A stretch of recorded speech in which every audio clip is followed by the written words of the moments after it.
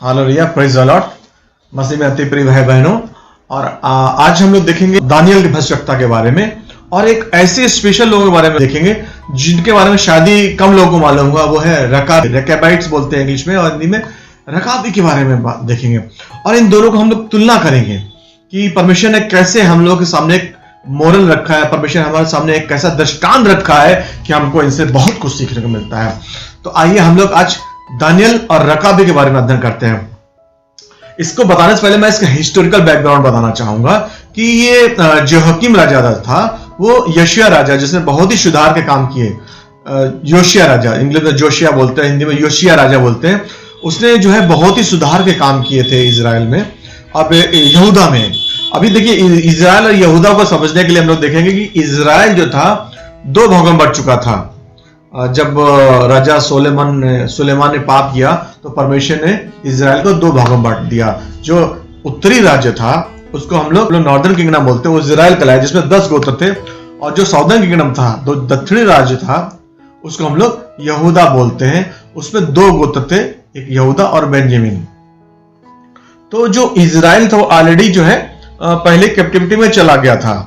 उसको एसीरियंस लोग ले जाते हैं, क्योंकि वो लोग आप परमेश्वर का हमेशा परमेश्वर इसी बात से परेशान रहता था कि मेरे बच्चे सुनते नहीं है, मेरे बच्चे सुनते नहीं है। परमेश्वर को वार्निंग देता था। पर अगर आप बाइबल पढ़ेंगे तो आप देखेंगे कि शुरू में जब परमेश्वर ने उसको मोसेस के द्वारा चलाया, परमेश्वर ने उनको यहोशू के द्वारा चलाया, परमेश्वर ने सैमुएल के द्वारा चलाया, जजेस आए, न्यायी आए। फिर इसके बाद आप देखेंगे परमेश्वर ने एलिया और एलिशा के द्वारा चलाया। परमेश्वर ने यशाया को भेजा। आज से 760 ईसा पूर्व, यानी कि आज 2760 साल पहले जो इजराइल था वो कैप्टिविटी में चला गया। उसको समझाने के लिए, उसको सुधारने के लिए 3 भविष्यवक्ता आए जो उन्होंने इजराइल में, जिसको बोलते हैं हम लोग उत्तरी राज्य, नॉर्दर्न किंगडम, जिनको सुधारने के लिए कौन कौन से भविष्यवक्ता आए? होशे आया, योना आया और आमोस आया। इन्होंने उनको वार्न किया परमेश्वर ने इनको। और इसके बाद जो एलिशा आए तो उससे पहले आ चुके थे। और इसके बाद ये लोग कैप्टिविटी में चले गए जब नहीं सुना। उसका जो यहूदा गोत्र बचा, उसको 150 साल बाद वो कैप्टिविटी में गया। आज से 760 साल पहले ईसा पूर्व जो है इजराइल कैप्टिविटी में चला जाता है, बंधुआई में चला जाता है। और उसके बाद 150 साल बाद जो है यहूदा जो है कैप्टिविटी में चला जाता है। यानी कि परमेश्वर की बात नहीं सुनते हैं, यानी कि परमेश्वर की बातों को सम्मान नहीं देते हैं और बंधुआई में चले जाते हैं। परमेश्वर ने असीरिया को बुलाया और इजराइल को ले गया। परमेश्वर ने बेबीलोन को बुलाया और यहूदा को बंधुआई में ले गया। अभी देखो परमेश्वर का प्रेम, परमेश्वर यहां पर भी बंधुआई में भी परमेश्वर ने दानियल को भेजा, यजकेल को भेजा, और यिर्मयाह जो है रह जाता है। तो ये जो अब हम लोग यहूदा के बारे में देख रहे हैं, क्योंकि ऑलरेडी इजराइल कैप्टिविटी में चला जा चुका है, अब बचा यहूदा। अब यहूदा में जो है, जो हम आज पढ़ रहे हैं, उसमें जोयाकीम, जो जोशिया राजा था, जो आखिरी राजा था, उसके जो पुत्र था जोयाकीम को यहोयाकीम बोलते हैं, वो 605 ईसा पूर्व, यानी कि आज से 2600 साल पहले, 605 ईसा पूर्व जोयाकीम जो राज करता था, उसमें जो है लोग कैप्टिविटी में जाते हैं जब यहोयाकीम राजा था। दानियल जो है चला जाता है बंधुआई में। अब हम दानियल के एग्जाम्पल देखते हैं। दानियल हमसे के बारे में लोग क्या सीखते हैं? दानियल 1 चैप्टर 8 वर्स हम लोग मेडिटेट करेंगे। परंतु दानियल ने अपने मन में ठान लिया कि वह राजा का भोजन खाकर और उसके पीने का दाखमधु पीकर अपवित्र ना हो, इसलिए उसने खोजों के प्रधान से विनती की कि उसे अपवित्र ना होना पड़े।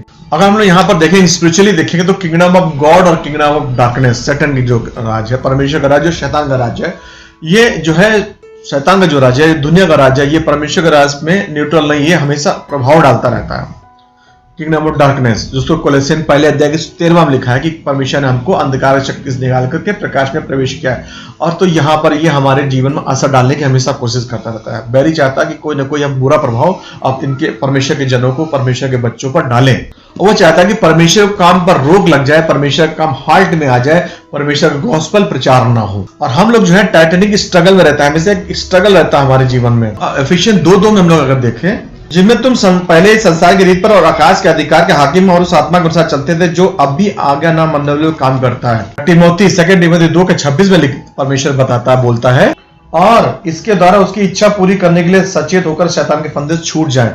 यानी कि शैतान फंदे डालता है और अंधकार की शक्तियां जो दिखती नहीं है, एफिशिएंस 6 के 12 में लिखा है कि हमारी लड़ाई लोह मांस से नहीं है, अंधकार की शक्तियों से। वो जो है हमारे दिमागों में, हमारे विचारों में वो कंट्रोल करने की कोशिश करता है प्रभाव डाल करके।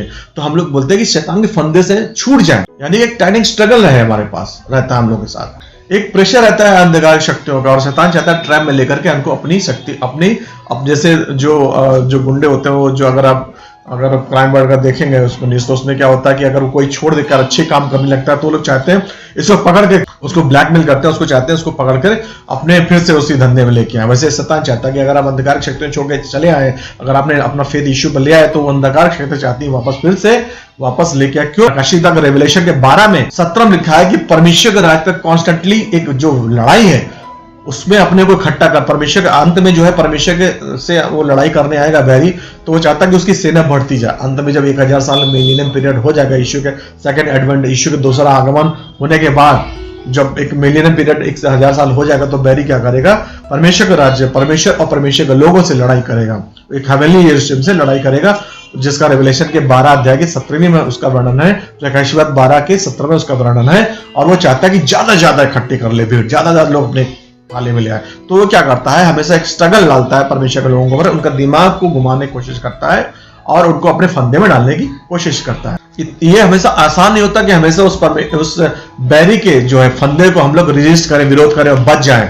हमेशा ऐसे करके रिंग फेंकता रहता है हम लोग के ऊपर, और हम लोग को हमेशा सावधान रहने की बात है, परमेश्वर के वचन से ध्यान रखने की बात है कि हमें हमेशा परमेश्वर के वचन बने रहें, ताकि हम उसके फंदों से, उसकी चालों से हम बचे रहें। तो यहाँ डैनियल कैसे बचता है? अब डैनियल को इस फंदे जो फंदा क्या शैतान ने फेंका कि जब वो डैनियल कैप्चर होकर चला जाता है, पैदल बेबीलोन जाता है इजराइल से, और वहां पर जब उसको वहां पर सिलेक्शन होता है तो सेलेक्ट किया जाता है, परमेश्वर का अनुग्रह वहां पे रहता है, परमेश्वर वहां भी नहीं छोड़ता अपने बच्चे को। वहां पर जो डैनियल देखता है कि जो डाइटरी सिस्टम था, जो खाने का सिस्टम था, वो इस प्रकार से मिक्स था कि अगर वो उसको खाता तो उसका जो नमक है वो बेबीलोन के राजा का नमक उसके अंदर जाता। उसमें क्या क्या रहता है, ट्रिक क्या क्या थी। अब डैनियल को उस सैटेनिक प्रभाव से अपने को रेजिस्ट करना था, उसको डिसीजन लेना था कि उसके प्रभाव से कैसे बचा जाए। तो पहले वो खाने में जो राजा के उसमें खाने के टेबल में आता था खाना, वो राष्ट्रीय खाना था। कोई भी खाना पसंद करेगा खाने को, बहुत सारे व्यंजन रहते हैं, लेकिन उसमें एक दाख मधु रहता, वाइन रहता है, दारू रहती है, वो भी उसको पीना पड़ता। अगर वो मना करता तो राजा उस पर दंड लाता, क्योंकि राजा की आज्ञा रहती है, राजा की आज्ञा में टेबल में आपको हर चीज खानी पड़ेगी, आप उठ नहीं सकते, इनकार नहीं कर सकते। तो डैनियल को परमेश्वर युक्ति देता है, वो उसके खोजे का जो उसको खजांची रखा जाता है, जो हेड रखा जाता है, उससे बोलता है कि मुझे 15 दिन ऐसा खाना नॉर्मल दे, और मुझे परख, अगर मैं कमजोर निकलूं तो मैं तेरा खाना खाऊंगा।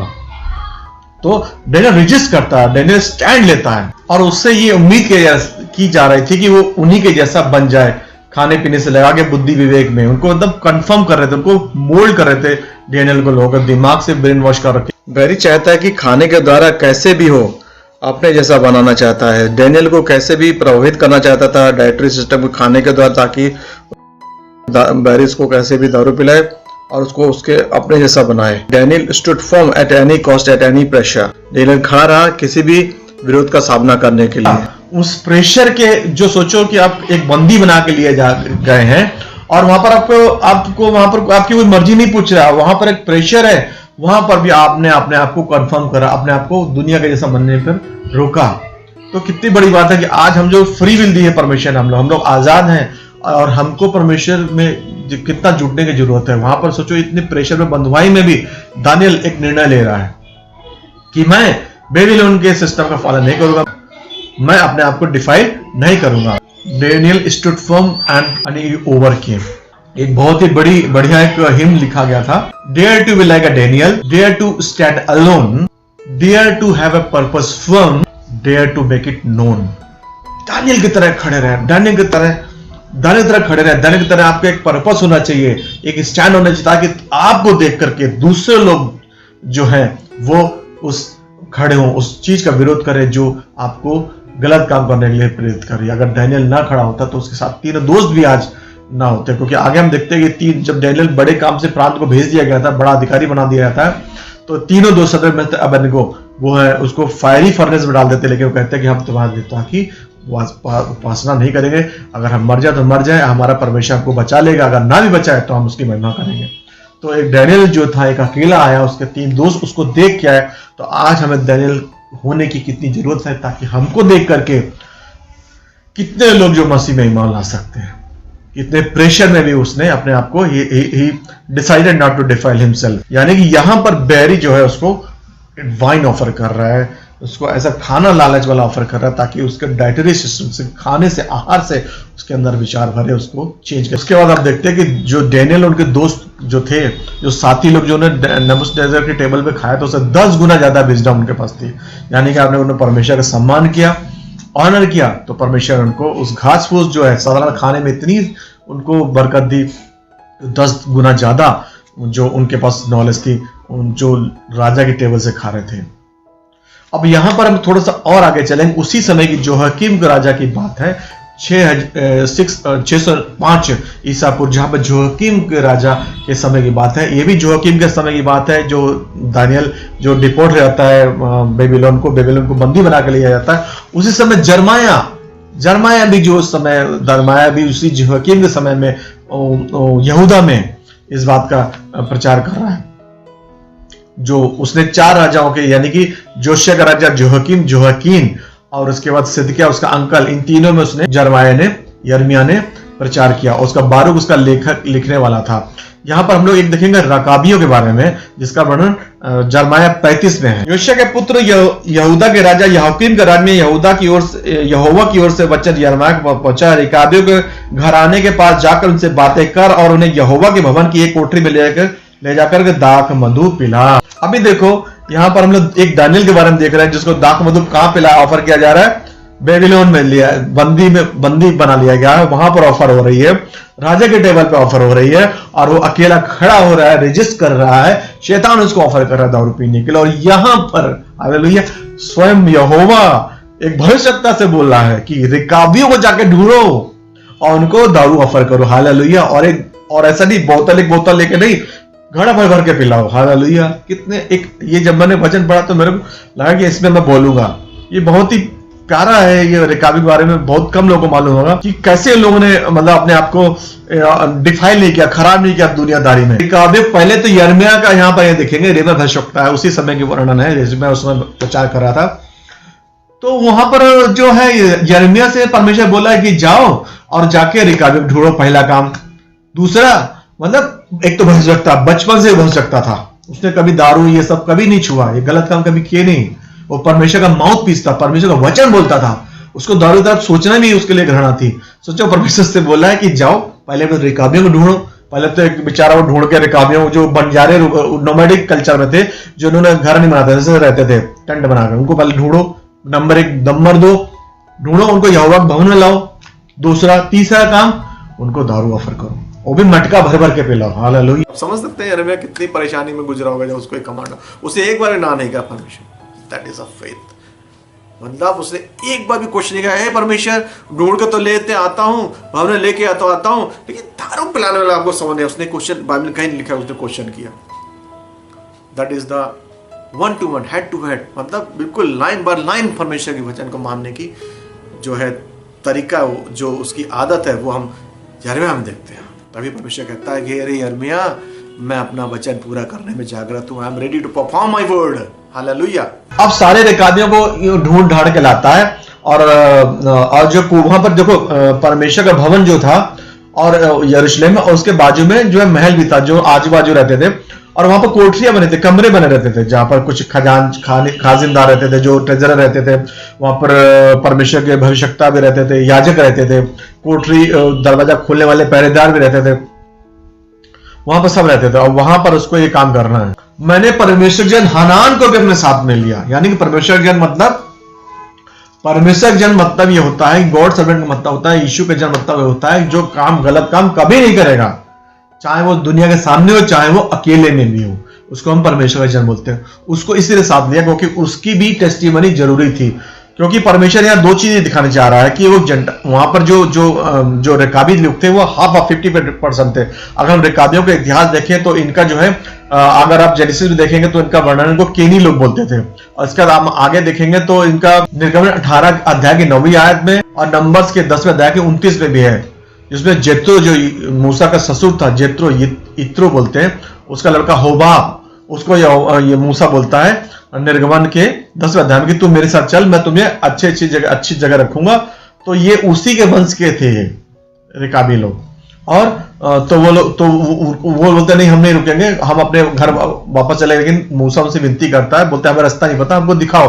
तो सोचो वो वंश जो परमेश्वर को जानता था, लेकिन वो एक बर्थ वो नहीं थे यहूदी, लेकिन वो लोग उनके साथ रहते थे, केनी लोग जो उनको बोलते हैं, तो उनके वंश से रेकाब आया। दूसरा आया 10वां अध्याय 15 लाइन और 23 में लिखा है कि जो जेहू होता है, जिसको कमांड मिलता है कि जाके इस्राएल को सफाई करो, सारे अहाब के घराने को नष्ट कर दो, तो वहां पर जो योनादाब होता है, योनादाब जो होता है वो येहू का साथ देता है। योनादाब के पापा जो रेकाब था, योनादाब का पापा कौन था? रेकाब उसका नाम था, उसके पापा। वो कमांड देता है, और वो कमांड वहां से होता जो रेकाबी जो लिखते कि तुम घर मत बनाना, और तुम टेंट में रहना, और तुम अपने दारू मत पीना, अपने कुछ इकट्ठा मत करना। वो जो योनादाब था, उसका पापा रेकाबी था, वो वहां से, यानी कि ये जो घटना थी वो जो मैं आज ये जरमाया पढ़ रहा हूं, उसके बीच का जो समय है, यानी कि जेहू का जिसने साथ दिया उसका नाम था योनादाब, उसके पापा रेकाबी थे, रेकाब था उसका नाम। वहां से रेकाब का जो उनको कमांड देता है, किसको? रेकाबियों को।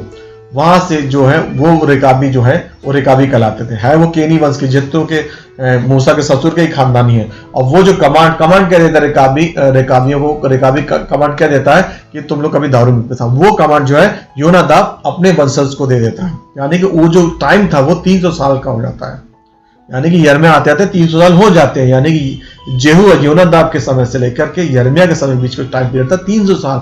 सोचो अब वो क्या बोलते हैं, हम आगे देखेंगे। तब यिर्मयाह ने रेकाबियों को दाख मधु के हंडे भर करके दिया। कहा कि दाख मधु पियो। यहाँ तो लोग ऐसे ही खा पीते रहते हैं, हालेलुया, अपने जेब से पैसा खर्च करके लोग पीते रहते हैं। लेकिन मैं ये कितना सरप्राइज जब मैंने इसको पढ़ा कि परमेश्वर ने आज्ञा दी यिर्मयाह को, उनको ढूंढो पहले, तो उसको चावल में लेके आओ, हंडे बड़े बड़े मटके रखो, उसको कटोरे से भर भर के पिलाओ। हालेलुया। कौन नहीं पिएगा? अरे परमेश्वर की आज्ञा है, जरूर पिएंगे। हालेलुया। यहाँ तो लोग क्या करते हैं, स्क्रिप्चर को लेकर के ट्विस्ट करके बोलते हैं कि हाँ, टिमोथी को बोलता था ना पौलुस, थोड़ा थोड़ा ले लिया करो, पेट में दर्द रहता है। हालेलुया। कई इंस्टेंसेस बाइबल से निकाल कर लोग बोलते हैं दारू पीने में कोई बुराई नहीं है, लेकिन यहाँ पर कितना बड़ा मैसेज परमेश्वर हमको देना चाह रहा है कि कई चीजें हैं जो परमेश्वर के वचन के आड़ में हमको नहीं करनी है। यहाँ परमेश्वर के भवन में, परमेश्वर के भविष्यवक्ता के द्वारा ये काम हो रहा है। और रेकाबी क्या बोल रहे हैं, सुनते हैं, सुनिए, आप हैरान हो जाएंगे। छठा, रेकाबियों ने कहा कि हम दाख मधु नहीं पिएंगे, क्योंकि रेका के पुत्र योनादाब ने, हमारा पुरखा था, हमें आज्ञा दी थी। हालेलुया। एक इंसान की आज्ञा जो 300 साल पहले दी गई थी, तुम कभी दारू न पीना, ना तुम्हारे पुत्र ना तुम्हारे पुत्री। सोचो, पूरे खानदान पूरा कुनुबा का कुनुबा, जो 300 साल पहले आज्ञा रेकाब ने दी थी, जो योनादाब का पापा था, 300 साल होने के बाद भी वो लोग उसको लिटरली अक्षरशः वर्ड बाय वर्ड पालन कर रहे थे। एक इंसान की दी हुई आज्ञा, ना दाख मधु पीना, ना घर बनाना, ना बीज बोना, ना दाख की बारी लगाना। हालेलुया। आज यहोवा या परमेश्वर का दास या पास्टर कोई एक बात बताता है, बच्चे ने पालन करो, या कोई छोटी सी आज्ञा दे देता है, तो वहां लोग परेशान हो जाते हैं। वहां पर परमेश्वर उन लोगों का टेस्ट दिखा रहा है, उन लोगों को एक उनकी आज्ञाकारिता दिखा रहा है, उनके परमेश्वर के वो दिखा रहा है कि वो जो इंसान जो पूरे बाय बर्थ जो क्रिश्चियन नहीं, बाय बर्थ जो ज्यूज नहीं, यहूदी नहीं है, वो एक इंसान की बात को कितना मान रहे हैं। तो हमको परमेश्वर की बात को मानने की कितनी जरूरत है। लाइव डेमोन्स्ट्रेशन यहोवा अपने भवन में भजरक्ता के द्वारा दिखा रहा है अपने लोगों को। देखो, ये नियम एक अर्थली लीडर के, एक दुनियावी आदमी के द्वारा दिए गए हैं सालों साल पहले, और वो उसको कैसे पालन कर रहा है। जो यहोवा जो सिंस बिगिनिंग, जो एक थियोक्रेसी बोलते हैं, जो यहोवा चला था। अगर आप पुराने उसमें देखें, जजेस में देखें, तो उससे पहले यहोवा राजा नहीं हुआ करता, यहोवा ही राजा हुआ करता था, यहोवा ही प्रीस्ट होता था, यहोवा ही सब काम करता था। लेकिन जो फिर आप देखेंगे फर्स्ट पढ़ेंगे तो वो लोग बोलने लगे कि अरे हमको राजा चाहिए। तो परमेश्वर ने बोला शमूएल के द्वारा कि जाओ बताओ राजा होगा जो तुमसे काम करवाएगा और तुम उसके रथों के पीछे पीछे दौड़ोगे। आज भी देखो हम लोग राजा रहते हैं, हालेलुया, हम टैक्स भरते रहते हैं और हमारे उसमें टैक्स घूमते रहते हैं, इधर उधर पूरे विश्व की यात्रा करते रहते हैं और ऐश करते हैं जितने भी नेता नगरी। क्यों? वही सिस्टम आ रहा है। तो वही जो बोला मैं तुम्हारा राजा रहूंगा, मैं तुम्हारा चलाने वाला हूं, मैं तुम्हारा पास्टर हूं, तुम क्यों इंसान चाहिए? लेकिन बोलता नहीं, हमको जैसे मिद्यानियों के हैं, जैसे मोआबियों के हैं, जैसे अम्मोनियों के हैं, जैसे फलिस्तियों के हैं, जैसे हिबूशियों के हैं, जैसे यबूसियों के हैं, हमको भी वो दे दो।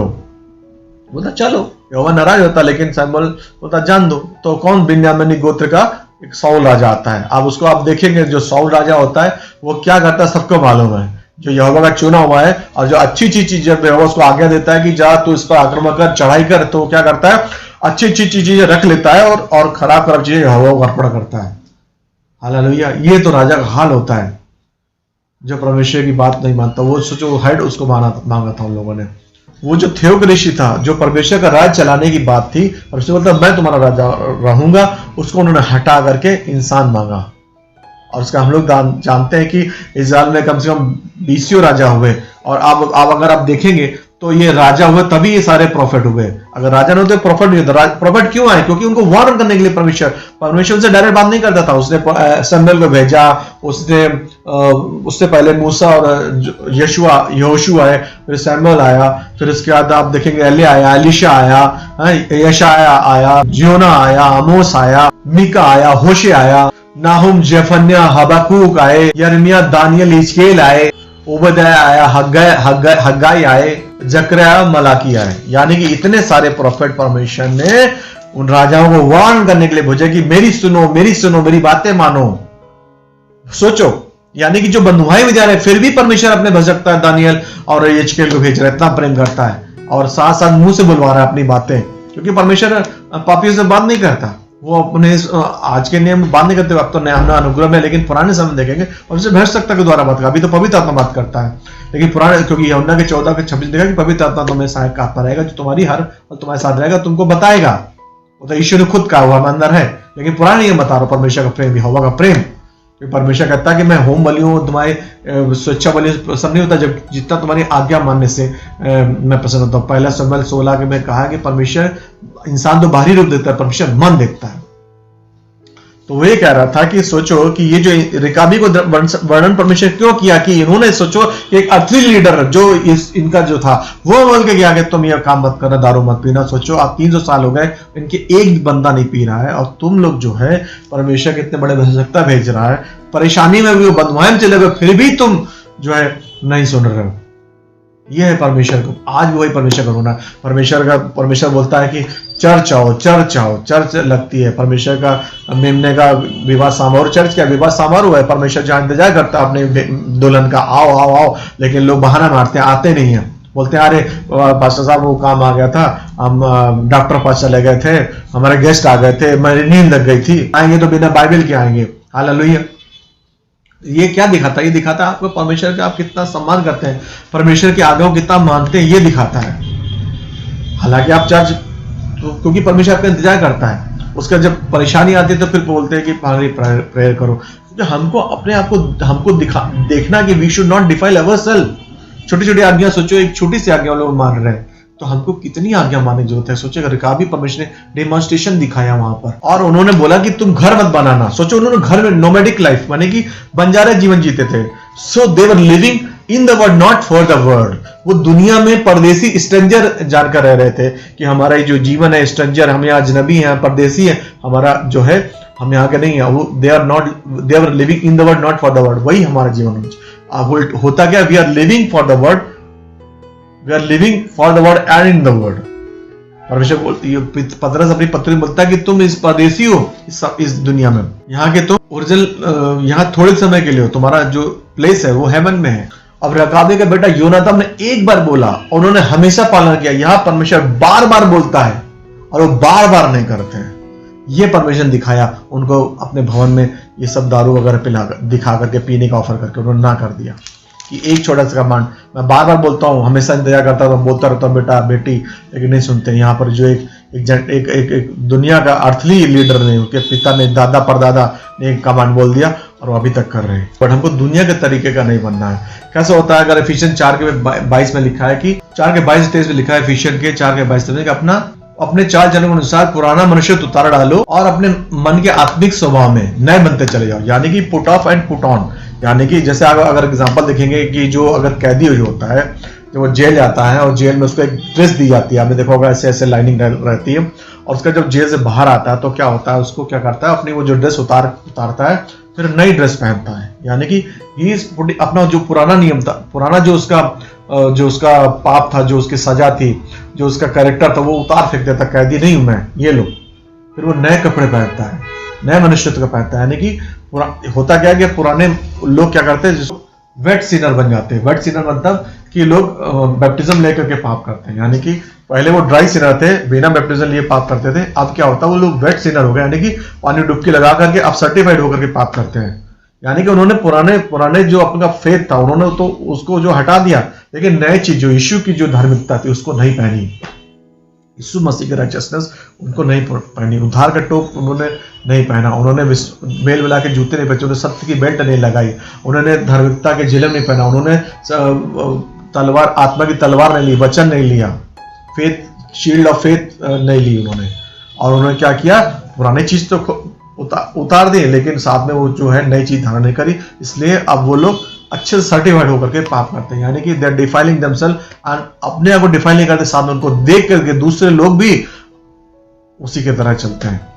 तो डैनियल ने यहाँ पर अगर हम देखेंगे, दो एग्जांपल देखेंगे। एक जो ऑफर हो रहा है उसको, बेबीलोन क्या है, दुनिया का सिस्टम है, जो बेबीलोन सिस्टम से बोलते हैं कि काम करो तो तुम्हें मिलेगा। मतलब ऐसा सिस्टम जो शैतान का काम है, जो बैरी का काम है, बेबीलोन का एक बैरी का काम।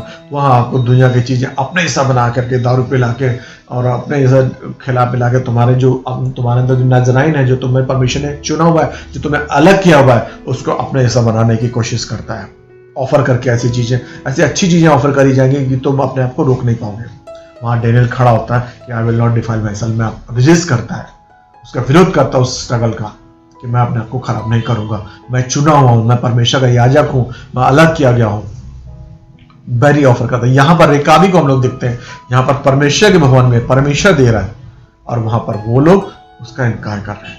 यानी कि यहां पर परमेश्वर दिखाना चाह रहा है कि देखो दानियल ने जो उसने एक गवाही पेश करी, और यहाँ पर ये रकाबियों ने परमेश्वर के वचकता के द्वारा किए गए ऑफर को ठुकरा दिया। अर्थली आदमी की बात को, एक दुनिया के लीडर की बात को 300 साल तक वो पालन कर रहे हैं। तो हमको परमेश्वर का जो वचन, आज हमको परमेश्वर का जीवित वचन मिला हुआ है, पवित्र आत्मा की सहभागिता मिली है, गवाहों का बादल जब हमको घेरे रहता है, तो हमको कितना ज्यादा परमेश्वर में लिपटे होने के लिए जरूरत है अपने आप को। क्योंकि यूहन्ना के 15 में लिखा कि जब तुम मुझ में बने रहो और मेरी बातें तुझ में बने रहे तो बहुत फल लाओगे, तुम मुझसे बड़े बड़े काम करोगे। यूहन्ना 14:12 में लिखा है कि तुम मुझसे बड़े बड़े काम करोगे, तुम मुर्दों को जिलाओगे, अंधे देखेंगे, बहरे सुनेंगे, बंद वाले आजाद हो जाएंगे। लेकिन तुमको निर्णय लेना है, you have not to defile yourself, क्योंकि परमेश्वर की जो अभिषेक है, जो तुम्हारे अंदर परमेश्वर ने भेजा है वचन के द्वारा, पहले के 2 अध्याय की 27 में लिखा कि वचन के द्वारा तुम्हारे अंदर अभिषेक है। वो अभिषेक है जो जुए को तोड़ता है, शैतान के जुए को तोड़ता है,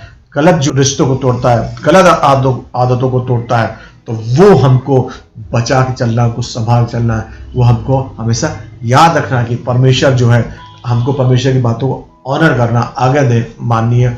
कि हमको एग्जाम्पल याद रखना रकाबी की बातों की, कि जो एक दुनिया का आदमी जो है, वो जो परमेश्वर को नहीं जानता, वो इतना अपने पालन करा। तो हमको जो परमेश्वर का लिखा हुआ पवित्र शास्त्र है, जो अबदल है कि धरती और आकाश टल जाए, लेकिन परमेश्वर का बोला एक वचन भी टलेगा नहीं, एक बूंद भी नहीं हटेगा। क्योंकि घास सूख जाती है, फूल मुरझा जाते हैं, लेकिन परमेश्वर का वचन सदा सदा बना रहता है। तो वो वचन हमको मानने की कितनी जरूरत है। परमेश्वर आपको वचन आशीष दे। आमीन।